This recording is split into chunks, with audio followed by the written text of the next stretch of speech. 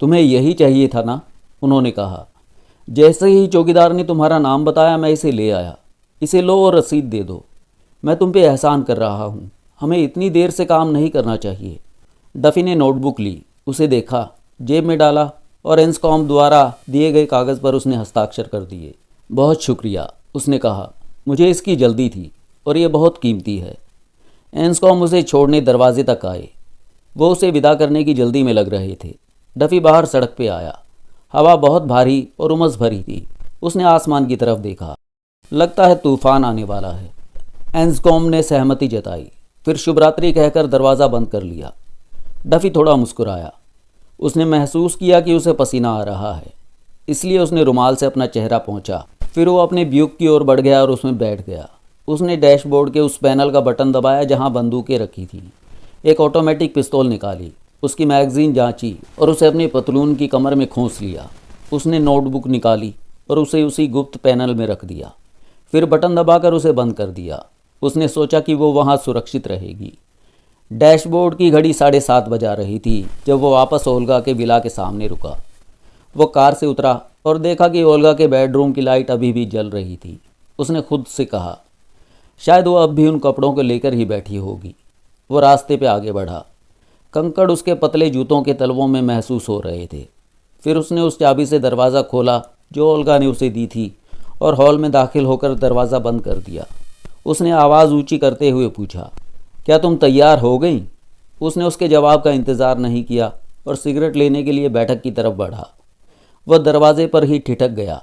अचानक उसे एक सिरहन महसूस हुई। उसके मुंह से निकला, ओह गॉड। कमरा ठीक उसी तरह तहस नहस कर दिया गया था जैसे उसका अपना अपार्टमेंट।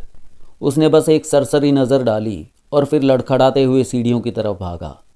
उसके पैर अजीब तरह से कमज़ोर महसूस हो रहे थे।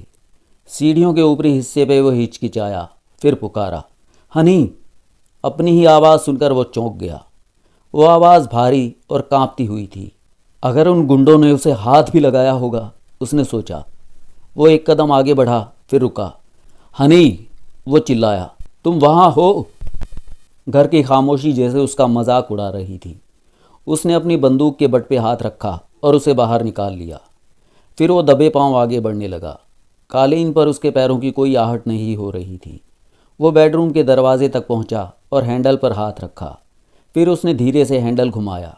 बंदूक को कमर की ऊंचाई तक पकड़े हुए वो भीतर दाखिल हुआ। ओल्गा फर्श पे पड़ी थी। उसकी बाईं छाती में एक चाकू घुसा हुआ था। चाकू को इतनी ताकत से घोंपा गया था कि उसके घाव को सील कर दिया था। खून की एक बूंद भी नहीं निकल रही थी। वो लबादा जो उसने डफी के जाने से ठीक पहले पहना था, उससे छीनकर कमरे के दूसरे कोने में फेंक दिया गया था। उसकी बड़ी बड़ी आंखें खुली थी और उसके होंठ थोड़े खुले हुए थे, जिससे उसके छोटे सफ़ेद दांत दिखाई दे रहे थे। वो डरी हुई नहीं बल्कि हैरान लग रही थी। डफी काफ़ी देर तक उसे खड़ा देखता रहा। कमरे में अगर कोई आवाज़ थी तो वो थी घड़ी की तेज़ टिक टिक।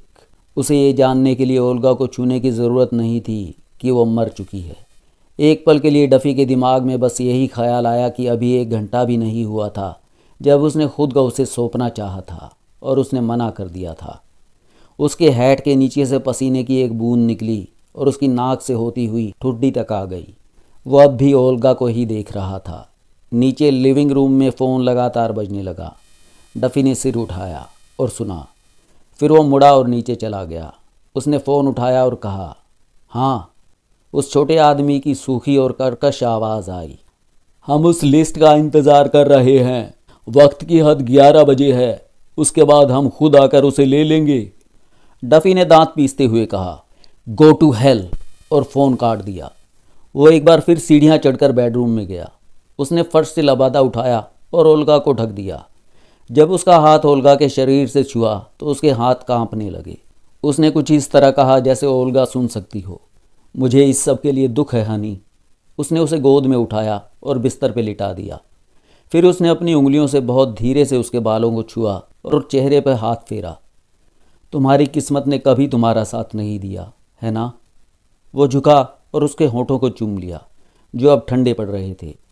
फिर वो खड़ा हुआ, अपने कपड़ों पे खून के धब्बे चेक किए और जब इत्मीनान हो गया कि कोई दाग नहीं है तो वो दरवाजे की तरफ बढ़ा। हिलना मत दोस्त, एक सख्त आवाज़ गूंजी। डफी ने आंखें उठाई। उसे कोई सदमा महसूस नहीं हुआ। दरवाजे पे एक पुलिस वाला खड़ा था जिसके हाथ में बंदूक थी। उसके ठीक पीछे डफी एक और पुलिस की टोपी देख सकता था। डफी ने कहा, अच्छा हुआ तुम आ गए, उन्होंने मेरी गर्लफ्रेंड को मार डाला है। पहले पुलिस वाले ने कहा, हाथ स्थिर रखो। दूसरा पुलिस वाला घूमकर धीरे धीरे डफी की तरफ बढ़ा। वह उसे ध्यान से देख रहा था। डफी ने पूछा, ये सब क्या है? पहले पुलिस वाले ने कहा, इसकी तलाशी लो, इसके पास बंदूक होगी। डफी ने कहा, तुम गलत फहमी में हो। उसने अपनी बंदूक सोफे पे छोड़ दी थी जब वो ओल्गा को बिस्तर तक ले गया था। वो वहाँ एक कुशन के पीछे आधी छिपी पड़ी थी। दूसरा पुलिस वाला सावधानी से उसके चारों ओर घूमा, जैसे वो कोई जंगली जानवर हो जो कभी भी हमला कर सकता है। जब वो पीछे पहुंचा तो उसने डफी के कपड़ों की तलाशी ली। फिर वो पीछे हटा और सिर हिलाया। इसके पास कोई हथियार नहीं है, उसने कहा। डफी ने कहा, सुनो, तुम वक्त बर्बाद कर रहे हो। एक मिनट, पहले पुलिस वाले ने कहा, तुम डफी हो, है ना? हाँ, मैं डफी ही हूँ, डफी ने कहा। वे दोनों उसे ऐसे देखने लगे जैसे उन्हें हैरानी हो कि उसने इतनी आसानी से मान लिया। फिर दूसरा पुलिस वाला बिस्तर की तरफ गया और ओल्गा को देखा। उसने लबादा हटाया और उसे घूरने लगा। डफी ने गुस्से में कहा, उसे ढक दो कमीने। दूसरा पुलिस वाला झटके से मुड़ा। अपना मुंह बंद रख बदमाश, वो गुर्राया। एक और शब्द बोला तो यहीं ढेर कर दूंगा। पहले पुलिस वाले ने बिस्तर की ओर देखते हुए पूछा, क्या वो मर गई है? हाँ, इस आदमी ने चाकू का इस्तेमाल किया है, डफी ने कहा। जब मैं वापस आया तो मैंने उसे इसी हालत में पाया था। सुना तुमने? ये वापस आया और इसने उसे इस हालत में पाया। पहला पुलिस वाला मुस्कुराया। तुम हमारे साथ चल रहे हो, चलो अब। तुम मुझ पे उसकी हत्या का आरोप लगा रहे हो। डफी को यकीन नहीं हुआ। ज़्यादा चालाक मत बनो। पहले पुलिस वाले को अपनी आवाज़ का रोब अच्छा लग रहा था। हमें टिप मिली थी। डफी ने अपने सीने पे एक दबाव महसूस किया। मुझे समझ नहीं आ रहा, उसने धीरे से कहा। उस औरत ने इस घर में बहुत सारा पैसा छिपा रखा था और तुम्हें यह पता था। तुमने उसे फांसने की कोशिश की ताकि पैसा मिल जाए, पर बात नहीं बनी। इसलिए तुमने उसे रास्ते से हटा दिया और पूरे घर की तलाशी ली। वो पैसा अब तुम्हारे पास है, क्यों गस? सही कहा ना मैंने? गस दूसरे पुलिस वाले का नाम था। गस ने सिर हिलाया। वो डफी के पास आया और उसकी अंदरूनी जेब में हाथ डाला। उसने नोटों की एक गड्डी बाहर निकाली। डफी ने शांत स्वर में कहा, ओह, तो ये सब नौटंकी तुम्हारी साजिश है। गस ने उसकी तरफ देख के दांत दिखाए। सच कहूँ तो तुम सही कह रहे हो। तुम गलत आदमियों से पंगा ले रहे हो, मूर्ख कहीं के, उसने कहा। डफी ने कहा, तुम ये इल्ज़ाम साबित नहीं कर पाओगे। पहले पुलिस वाले ने कंधे उचकाए। तुम्हें अभी पूरी बात नहीं पता। तुम अभी हमारे साथ एक छोटी सी सैर पे चल रहे हो। यहीं कहीं एक स्कॉच की बोतल होगी, डफी ने कमरे में देखते हुए कहा। क्या मैं एक घूंट पी सकता हूँ? गस ने अपनी मोटी उंगली कॉलर के अंदर घुमाई। हम भी पिएंगे? डफी कमरे में दूसरी तरफ चला गया। वो जानता था कि बंदूक ताने पुलिस वाला उसे गौर से देख रहा है। उसका दिमाग बर्फ़ की तरह ठंडा था। अगर वे उसे फंसाने के लिए इतनी घटिया चाल चल सकते थे तो वे उसे खरीदारी के दौरान प्रतिरोध के नाम पे गोली भी मार सकते थे। उसने विस्की उठाई और उन 2 गिलासों में आधी आधी भरी जो उसने और ओल्गा ने इस्तेमाल किए थे। जैसे ही वो मुड़ा, उसने दोनों पुलिस वालों के बीच आंखों ही आंखों में एक इशारा होते देखा। उसे अपने शरीर में एक सिरहन महसूस हुई। उसे वही शक हुआ जो वो सोच रहा था। वे उसे मारने वाले थे। उसने गस को एक गिलास दिया और फिर दूसरे की तरफ बढ़ा। मुझे लगता है कि मैं बोतल से ही काम चला लूँगा, उसने लापरवाही से कहा। सामने वाली बंदूक किसी तोप जैसी लग रही थी, लेकिन उसने कोई घबराहट नहीं दिखाई। वो पुलिस वाले से करीब 5 फीट की दूरी पे था। फिर वो बिजली की गति से घूमा। वो एक तरफ हटा और उसी वक्त विस्की पुलिस वाले के चेहरे पे उछाल दी। पुलिस वाला चिल्लाया। उसने अपनी आंखें मली और पीछे हटते हुए अंधाधुंध ट्रिगर दबा दिया। बंदूक से धमाका हुआ। डफी झपटा। उसने पुलिस वाले के बंदूक वाले हाथ को पकड़ा और बंदूक छीन ली। अगली आवाज़ जो उसे सुनाई दी वो कांच टूटने की थी। वो पुलिस वाला पागलों की तरह अपनी आंखों से विस्की निकालने के लिए कोशिश कर रहा था। डफी के पास वक्त नहीं था। उसने बंदूक की नली पकड़कर उसके हत्थे से पुलिस वाले के दोनों आंखों के बीच वार किया। फिर वो झटके से पीछे मुड़ा। उसे लगा कि दूसरा पुलिस वाला गोली चलाएगा, लेकिन गस अपने पेट पर हाथ रख के खड़ा था और अपने पॉलिश किए हुए जूतों को देख रहा था। डफी ने देखा कि उसकी उंगलियों के बीच से खून रिस रहा था। गस घुटनों के बल गिरा, उसका शरीर डगमगाया और फिर वो मुंह के बल गिर पड़ा। डफी ने कहा, उम्मीद है तुम लोगों को विस्की पसंद आई होगी। वो सामान के पास गया, एक लंबा स्ट्रैप उठाया और पहले पुलिस वाले के हाथ मजबूती से बांध दिए। फिर वो ओल्गा के पास गया और उसे लबादे से ढक दिया। वो बड़ी तेज़ी मगर खामोशी से काम कर रहा था। उसके दिमाग के पीछे वो खतरा लगातार महसूस कर रहा था जिसमें वो फंसा था। वो उस पुलिस वाले के पास गया जिसे होश आ रहा था। डफी ने उसे खींचकर सोफे पे बिठाया, कुशन के नीचे से अपनी बंदूक उठाई और अपनी कमर में खोंस ली। फिर उसने पुलिस वाले के चेहरे पे 2 ज़ोरदार तमाचे जड़े। पुलिस वाले ने आंखें खोली और उठने की कोशिश की। डफी ने पूछा, कौन है इस साजिश के पीछे? पुलिस वाला उसे घूरता रहा पर बोला कुछ नहीं। डफी ने बंदूक निकाली और उसके चेहरे के पास ले गया।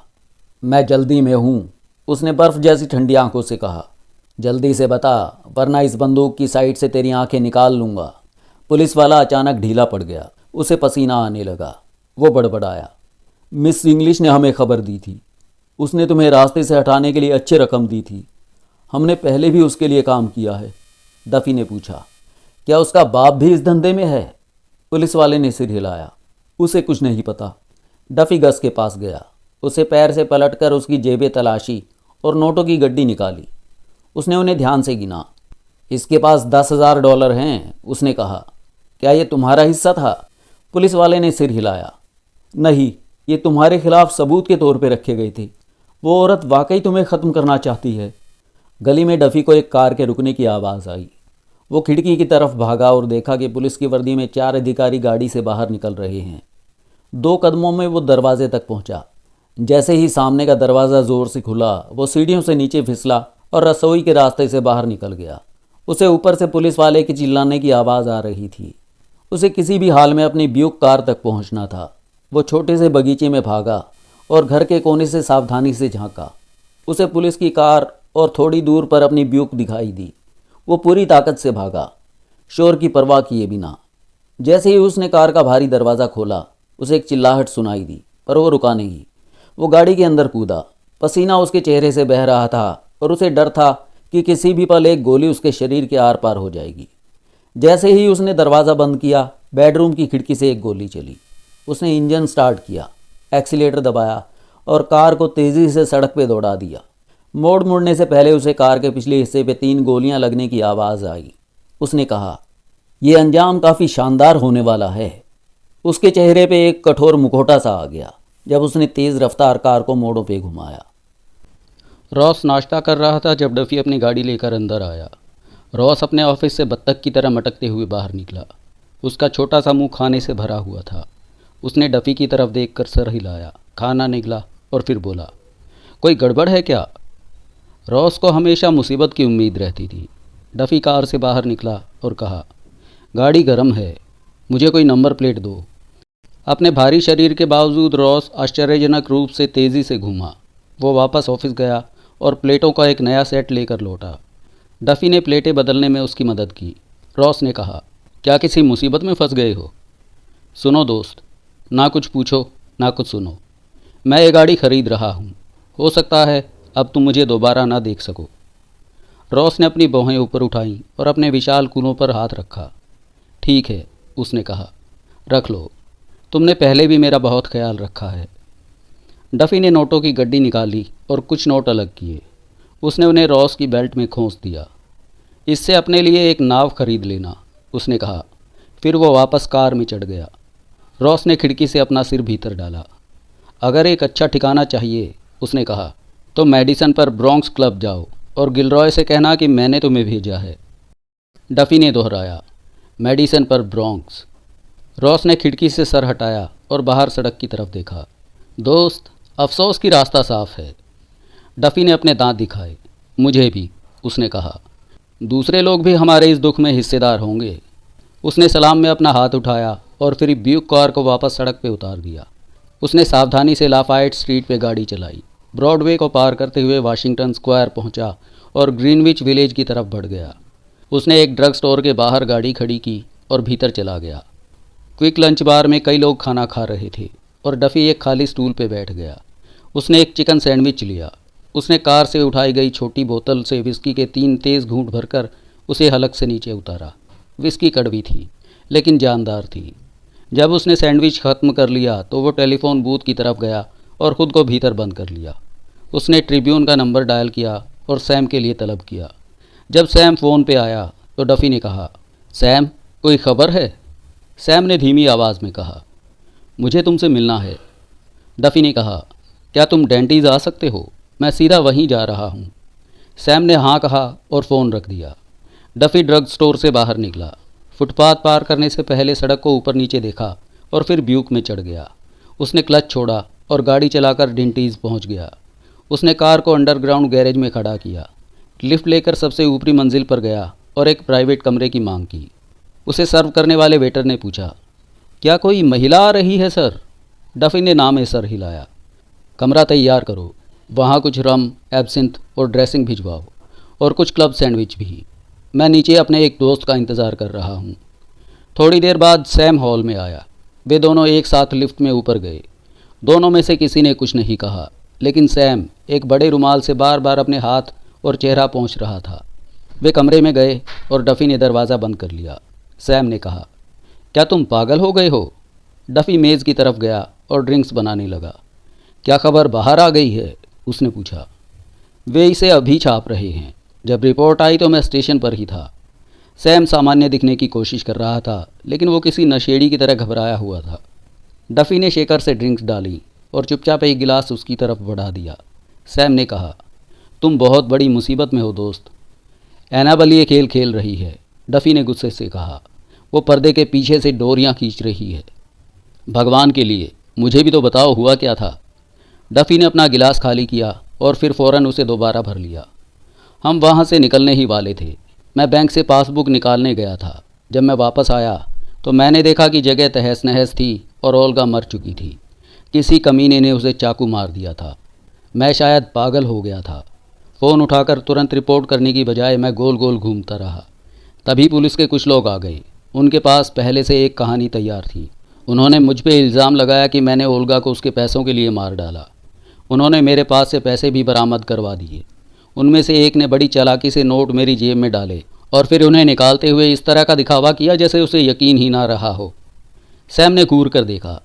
लेकिन तुम्हें नोटों के चक्कर में क्यों फंसाया?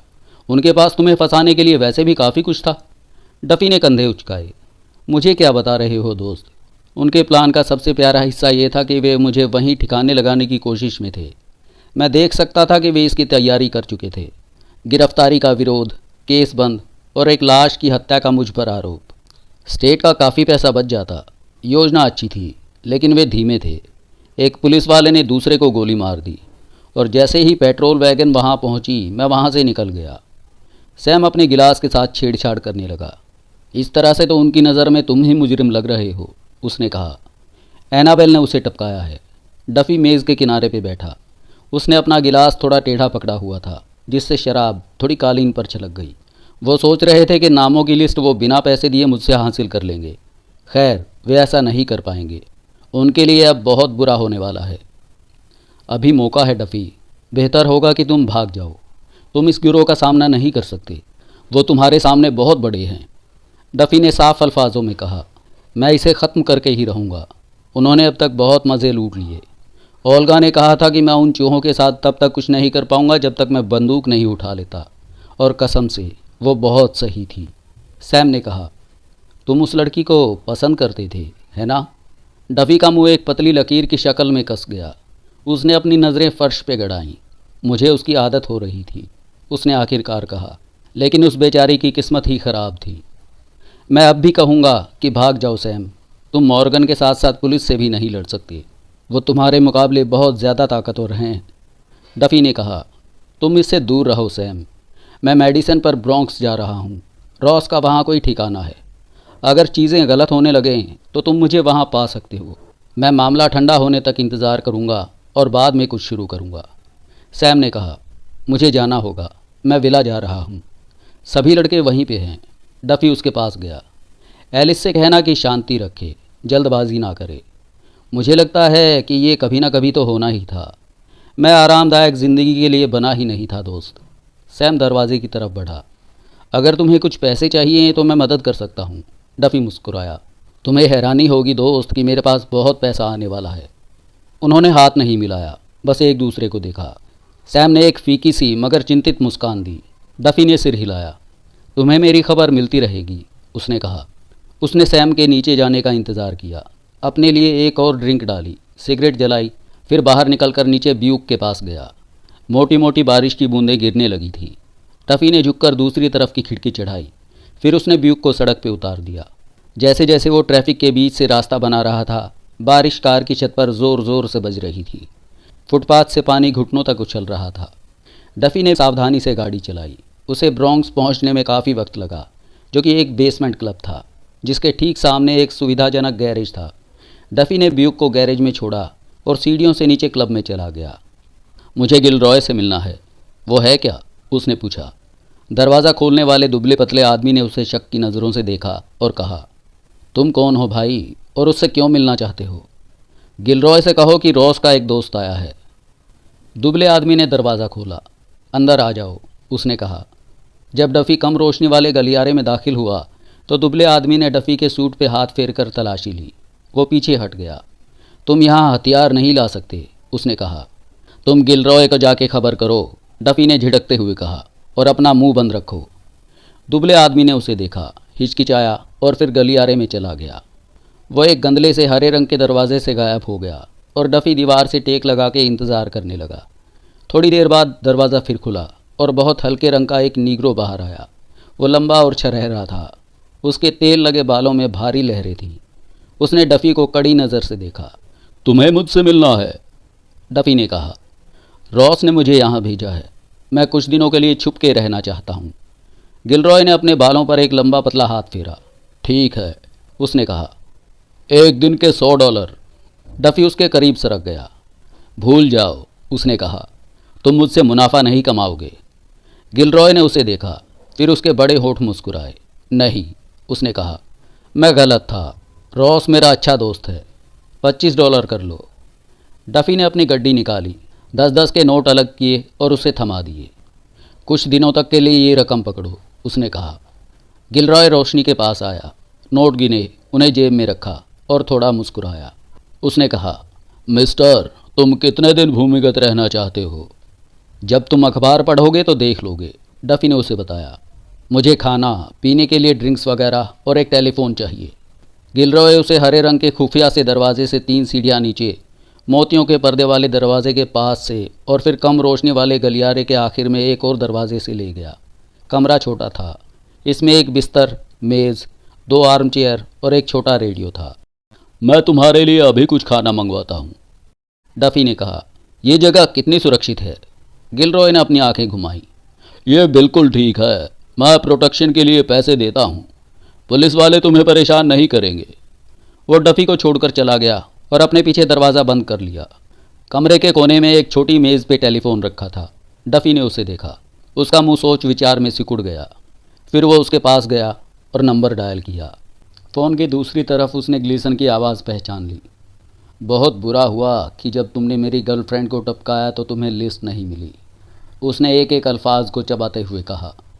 जैसे ही ग्लीसन ने सांस रोकी, वहाँ एक चौंकाने वाली हाँफने की आवाज़ आई। क्यों बे धोखेबाज चूहे, ग्लीसन चिल्लाया। ये क्या बकवास है? मैं अभी रेड रिबन से वापस आया हूँ। मेरे पास पैसे थे, तुम कभी आए ही नहीं। डफ़ी ने कहा, नाटक बंद करो। तुमने ओल्गा को मारा और इल्ज़ाम मुझ पे लगा दिया।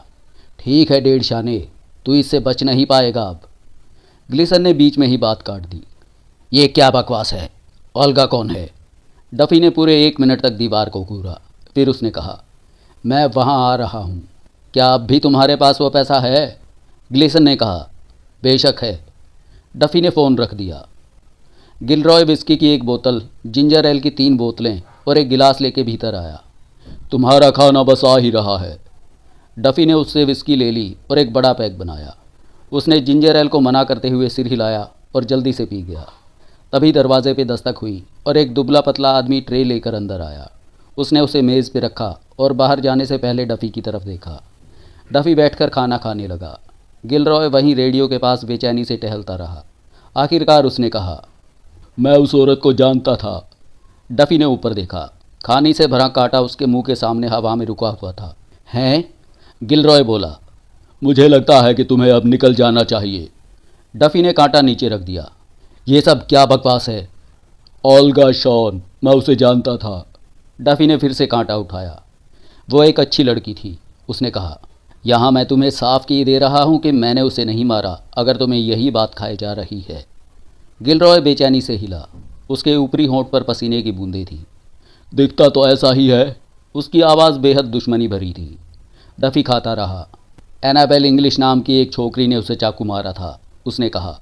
एक साजिश के तहत मुझे फंसाया गया है। गिलरॉय ने एक रुमाल निकाला और सावधानी से अपना मुंह पोंछा। वो स्थिर खड़ा रहा, अपने चमकीले पीले जूतों की तरफ देखता रहा। डफी ने चुपचाप खाना ख़त्म किया। फिर उसने थोड़ी और विस्की पी और पीछे झुक गया। उसने एक सिगरेट जलाई और धुएं की 2 पतली लकीरें अपनी नाक से छोड़ी। अगर तुम उस औरत को उतना ही पसंद करते थे जितना मैं करता था, उसने कहा, तो मैं समझ सकता हूँ दोस्त कि तुम्हें कैसा महसूस हो रहा है। गिलरॉय थोड़ा रिलैक्स हुआ और मेज़ के पास आया। रोस ने मेरे पास कभी कोई बेकार आदमी नहीं भेजा, उसने कहा। शायद मैं ही गलत था। डफी ने सिर हिलाया।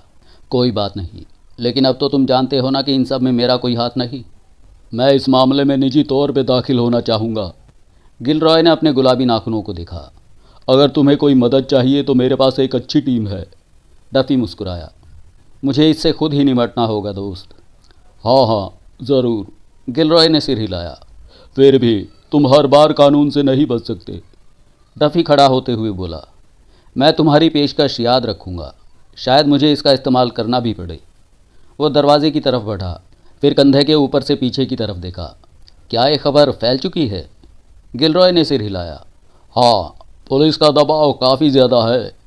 डफी के होंठों पर एक सख्त मुस्कान आई। मैं अभी कुछ शुरू नहीं कर रहा, उसने कहा।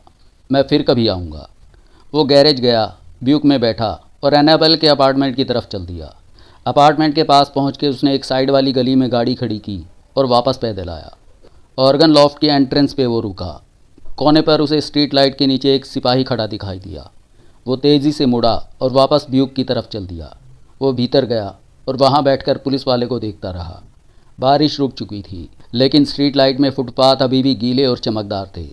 थोड़ी देर बाद सिपाही वहाँ से हट गया और डफी वापस प्रवेश द्वार पे गया। उसने उस चाबी से दरवाज़ा खोला जो अभी उसके पास थी और चुपचाप सीढ़ियाँ चढ़ गया। जब वो लाफ्ट में पहुंचा तो उसने देखा कि ग्लिसन नीचे कमरे में बैठा है और एक ऑटोमेटिक बंदूक लिए हुए है। घुटने के बल झुकते हुए ताकि उसका सिर बालकनी के ऊपर दिखाई ना दे, उसने कई मिनटों तक ग्लिसन को देखा। फिर उसने सख्त आवाज़ में कहा, अपनी बंदूक फर्श पे रख दो वरना मारे जाओगे। ग्लिसन चौंक गया। उसने हड़बड़ी में बंदूक अपने पैरों के पास रखी और ऊपर देखा। डफी खड़ा हो गया और रेलिंग के ऊपर से झुका। उसने अपनी कोल्ट तानी रखी। एनाबेल कहाँ है? उसने पूछा। ग्लिसन ने सूखी और दबी हुई आवाज़ में कहा, वो अंदर नहीं है। डफी ने बालकनी के ऊपर से अपने पैर लटकाए और वहीं बैठ गया। मैं नीचे आ रहा हूँ, उसने कहा। कोई चालाकी मत करना, तुम्हें ठोकने के लिए मेरे हाथ में खुजली हो रही है। ग्लिसन की तरफ तेज़ गति से बढ़ते हुए डफी को एक धक्का सा लगा। उसने अपनी गति पर नियंत्रण किया और ख़ुद को संभाला। ग्लिसन का चेहरा थोड़ा उतर गया। उसने अपने दोनों हाथ अपनी गोद में सिकोड़ रखे थे। डफी चलकर उसके पास गया और मेज़ के किनारे पे बैठ गया। उसने कोल्ट को अपने बगल में नीचे रखा।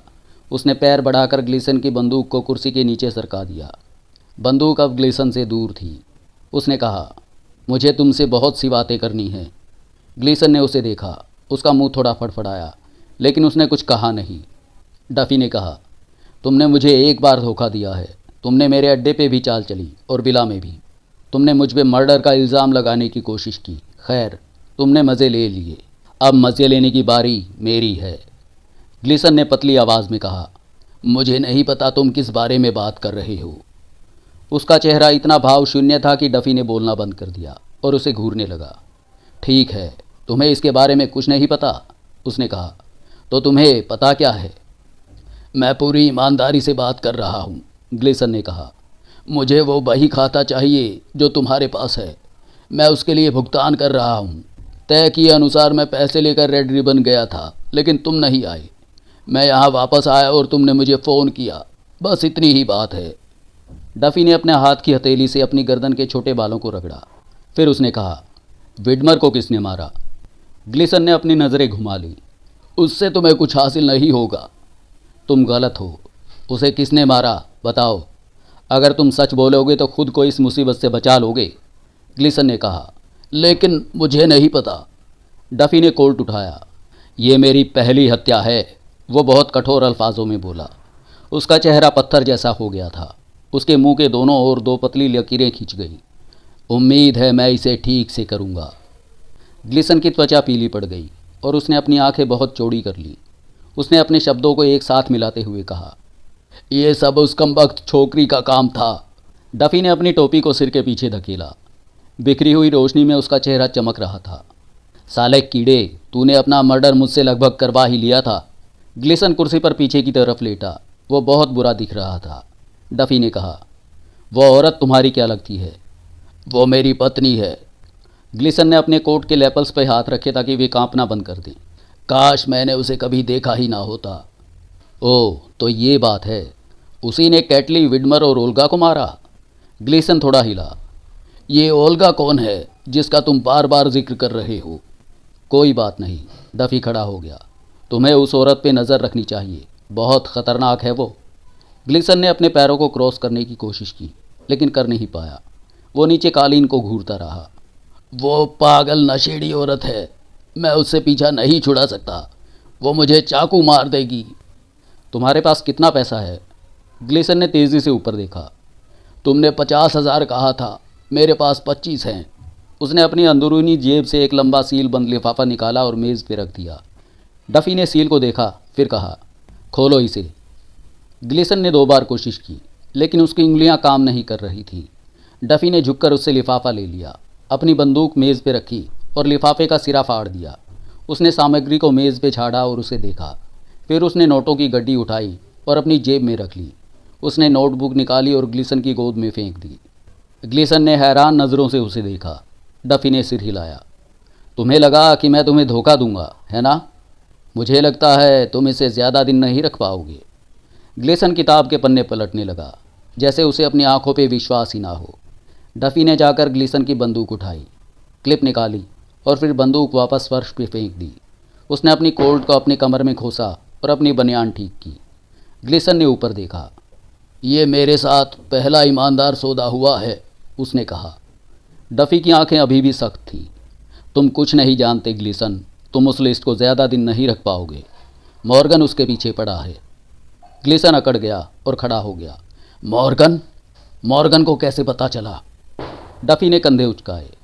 शायद मैंने उसे कुछ ज़्यादा ही बोल दिया, उसने कहा। खैर, अब ये तुम्हारी मुसीबत है। वो दरवाजे की तरफ बढ़ा। मुझे कुछ काम निपटाने हैं, फिर मैं यहाँ से रफू चक्कर हो रहा हूँ। ग्लिसन कमरे के बीच में खड़ा था। नोटबुक उसके हाथों में थी और वह फर्श को घूर रहा था। डफी ने उसे एक बार देखा, कंधे उचकाए और दरवाज़ा खोला। वहाँ एनाबेल खड़ी थी और एक .38 बंदूक उसके पेट पे ताने हुए थी। एनाबेल बोली, हाथ ऊपर रखो लुच्चे, छत ज़्यादा ऊंची नहीं है। डफी ने अपने हाथ बहुत तेज़ी से कमर के ऊपर उठा लिए। ग्लिसन तेज़ी से आया और डफी की बंदूक झटक ली। फिर उसने धीमी आवाज़ में कहा, उल्टे कदम पीछे चलो। डफी ने आज्ञा का पालन किया। एनाबेल रोशनी में आई। उसका चेहरा पीला था और वो बहुत थका हुआ और हड्डियों वाला लग रहा था। वो वहाँ खड़ी अपनी आंखों से उससे नफरत करती हुई 100 साल की बुढ़िया लग रही थी। ग्लिसन ने डफी की बंदूक अपनी जेब में रखी और डफी के पास जाकर उससे नोटों की गड्डी ले ली। उसने एक छोटी सी मुस्कान दी। बुरा हुआ, उसने कहा। डफी एनाबेल को देखता रहा। उसने दांत पीसते हुए बहुत संयम से कहा, बेहतर होगा कि तुम ये बंदूक हटा लो। मौका मिला तो मैं तुम्हें जान से मार दूंगा। बैठ जाओ, उसने कहा। डफी अपने मन की इच्छा की वजह से बैठ गया, इसलिए नहीं कि ग्लिसन ने कहा था। ज़रा रेडियो तो चालू करो, उसने ग्लिसन से कहा। ग्लिसन ने उसे हैरानी से देखा, फिर रेडियो की तरफ चला। रेडियो डफी के दाईं तरफ थोड़ा पीछे था। जब ग्लिसन ने अपनी पीठ मोड़ी, डफी ने देखा कि एनाबेल अकड़ गई। उसकी आंखों पर जैसे पर्दा पड़ गया और उसके होंठ दांतों से हट गए। ना समझते हुए वो उसे घूरता रहा। फिर उसे अचानक अंदाज़ा हुआ और वो चिल्लाया। एनाबेल ने ग्लिसन पे 2 बार गोली चलाई। बंदूक गरजी, फिर दोबारा गरजी। ग्लिसन घूमा। उसका चेहरा मुड़ा हुआ, आंखें चौड़ी, अविश्वास और डर से भरी हुई थी।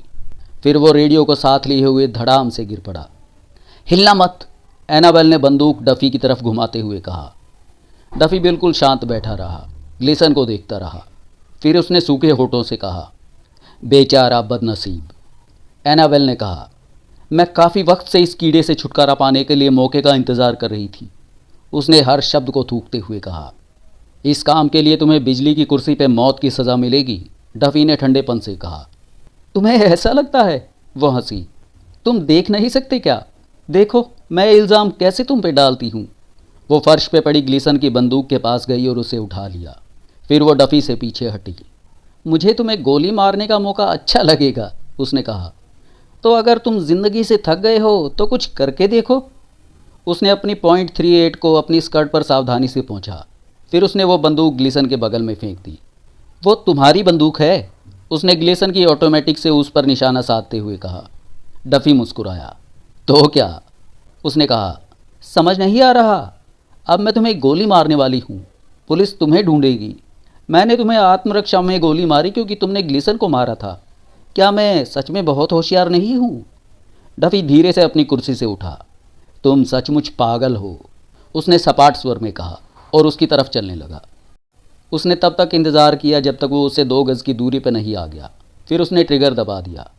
उसके होंठ दांतों से हट गए थे और मुंह पर झाग के छोटे सफ़ेद धब्बे थे। ऑटोमेटिक से आवाज़ आई, क्लिक क्लिक क्लिक। तभी डफी ने ऑटोमेटिक पर हाथ रखा और उसे उसके हाथ से झटक लिया। तुम्हारे आने से पहले मैंने क्लिप निकाल ली थी, उसने शांत भाव से कहा। और फिर उसने अपनी खुली हथेली से उसके चेहरे पे इतनी ज़ोर से तमाचा मारा जितना वो मार सकता था। वो दीवार से टकराई, नीचे फिसली और एक करवट लुढ़क गई। वो एक पतली चीखती हुई आवाज़ में चिल्लाने लगी जो डफी के दिमाग में गर्म तारों की तरह चुभ रही थी। ऑर्गन लॉफ्ट से एक सख्त आवाज़ आई, चुप रहो, उसने तुम्हें चोट नहीं पहुंचाई, ये महज एक तमाचा भर था। छोटे कद के आदमी ने कहा। आखिर इस घोंसले से नीचे कैसे उतरा जाए? डफी ने उसे देखा, फिर उसने क्लाइव को देखा और फिर जो को। क्लाइव और जो लापरवाही से अपनी बंदूकें पकड़े हुए थे। डफी ने छोटे कद के आदमी से कहा, सिंपल है, कूद जाओ। उसके बाद डफी साइन बोर्ड की तरफ गया और अपने लिए एक ड्रिंक डालने लगा। एनाबेल उठ बैठी, खुद को दीवार से सटा लिया और ऊपर मचान पे मौजूद तीनों को घूरने लगी। छोटे आदमी ने अपने छोटे पैर बालकनी के ऊपर से घुमाए और नीचे कूद गया। वो अपने कंधों के बल जोर से गिरा। वो संभल कर उठ बैठा और बड़बड़ाते हुए गाली दी। फिर उसने कहा, क्लाइव, तुम नीचे आओ, लेकिन जो तुम इन पंछियों पे नज़र रखना और अगर ये होशियारी दिखाएं तो इन्हें उड़ा देना। सुना तुमने जो? मैंने कहा अगर ये होशियारी दिखाएं तो इन्हें उड़ा देना। जो बालकनी से नीचे झुका और देखा। वो थोड़ा थका हुआ लग रहा था। हाँ, उसने कहा, मैंने सुन लिया, मैं देख रहा हूँ।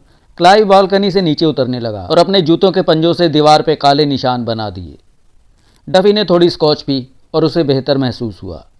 उसने छोटे आदमी से कहा, तुम इन दोनों से पहले नहीं मिले हो, है ना? वहाँ जो लाश पड़ी है वो मरे ग्लीसन था और फर्श पर बैठी वो लाल बालों वाली, वो जो अपना सब कुछ दिखा रही है, एनाबेल है। छोटा आदमी खीसे निपोर कर हंसा, फिर बोला, वाह भाई, तुम तो काफ़ी ऊंचे खिलाड़ी निकले, है ना? डफी ने कहा, बिल्कुल। खैर, अब तुम यहाँ हो तो आगे क्या? क्लाइव ग्लीसन के पास गया, उसे पलटा और उसकी तलाशी ली। उसे नोटों की गड्डी और छोटी पॉकेट बुक मिली। वह उन्हें लेकर छोटे आदमी के पास आया। दोनों ने नोटबुक को ध्यान से जांचा। डफी की उनमें दिलचस्पी खत्म हो गई। वो एनाबेल के पास गया। उसने बहुत धीरे से कहा, जब तुमने ओल्गा को मारा, तुमने एक शुरुआत कर दी थी। मैं उसका इल्ज़ाम तुम पर मढ़कर रहूँगा, चाहे मुझे 100 साल लग जाएं। उसने अपने होठ सिकोड़े और उस पर थूक दिया। डफी ने हाथ उठाया, उसे देखा, फिर पीछे हट गया। लगता है तुम्हारे मरने का वक्त आ गया है, उसने कहा। छोटे आदमी ने नोटबुक पकड़ी और क्लाइव से कहा, क्या तुम इस पे नज़र रखना चाहोगे? क्लाइव ने कहा कि वो चाहेगा।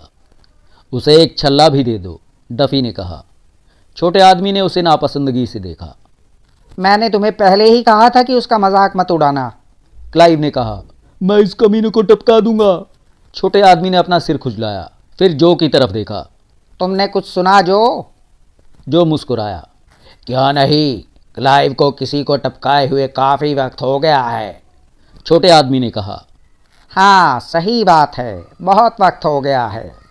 हाँ ठीक है, तुम इसे टपका दो। क्लाइव धीरे से डफी की तरफ घूमा, जो दीवार के पास खड़ा था। डफी का चेहरा तनावपूर्ण था। उसने अपनी ठुड्डी थोड़ी आगे की।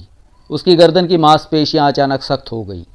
फर्श पे पड़ी एनाबेल ने कहा, इसे कमर के नीचे गोली मारना।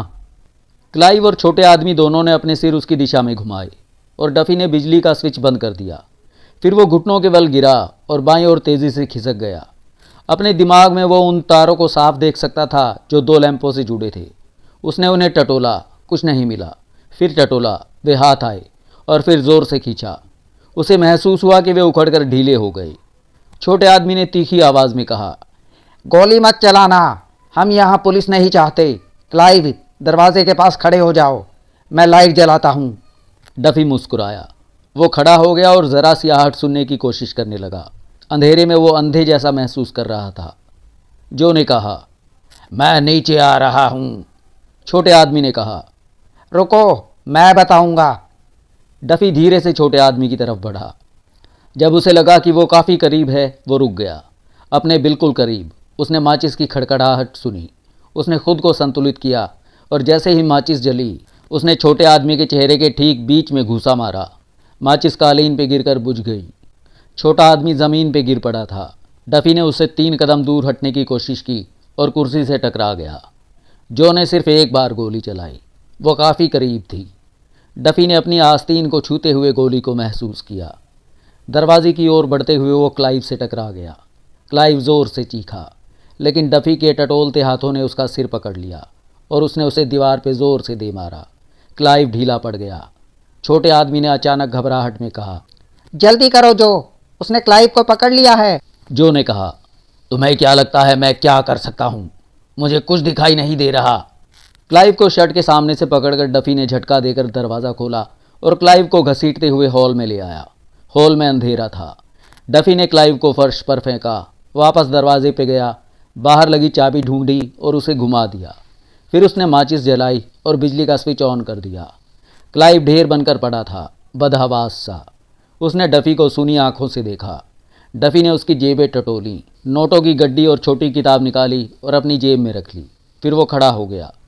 मुझे लगता है कि तुम्हारा कुछ उधार मुझ पे बाकी है, उसने धीरे से कहा और अपनी एड़ी क्लाइव के ऊपर उठे चेहरे पर रख दी। ज़ोर से दबाया, एड़ी को धीरे धीरे घुमाया। क्लाइव ने उसके पैर को नोचा और चीखने लगा। डफी ने कहा, ये लो नैन्स, इसका इंतज़ार तुम्हें बहुत वक्त से था।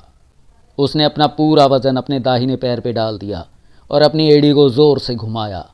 एक कड़कने की आवाज़ हुई और उसकी एड़ी के ठीक नीचे कुछ नरम महसूस हुआ। क्लाइव ने चीखना बंद कर दिया। डफी पीछे हटा, अपनी एड़ी को 1 बार फिर 2 बार नरम कालीन पर रगड़ा, जिससे लाल रंग के 2 लंबे निशान बन गए। उसने सामने का दरवाज़ा खोला और गलियारे में कदम रखा। वो सीढ़ियों से नीचे भागा। उसने लिफ्ट का इंतज़ार नहीं किया। उसे बंद दरवाजे पे जो के कंधे के टकराने की हल्की आवाज़ सुनाई दे रही थी। वो सड़क पे पहुंचा। फिर से बारिश हो रही थी। हवा भारी और बहुत गर्म थी। वो भागकर ब्यूक कार तक गया, दरवाज़ा खोला और भीतर बैठ गया। फिर वो बहुत तेज़ी से गाड़ी चलाकर निकल गया। सड़कों पे भीड़ भाड़ कम थी। उसे ब्रोंक्स वापस पहुंचने में आधा वक्त लगा। गैरेज में कार छोड़कर वो बेसमेंट की सीढ़ियों से नीचे उतरा और दरवाज़ा खटखटाया। गिलरॉय ने दरवाज़ा खोला। उस नीग्रो ने अपने बड़े सफ़ेद दांत दिखाए। तुम ठीक हो? उसने पूछा। डफी ने सिर हिलाया। उसने कहा, आओ एक ड्रिंक ले लो। गिलरॉय उसके पीछे छोटे कमरे में गया। डफी बिस्तर पे बैठ गया और अपनी टोपी सिर के पीछे खिसका ली। गिलरॉय ने ड्रिंक बनाए, पास आया और डफी को एक गिलास दिया। वह इंतज़ार करता खड़ा रहा। हालांकि उसका दुबला चेहरा नींद में था, लेकिन फिर भी वो मामले में दिलचस्पी ले रहा था।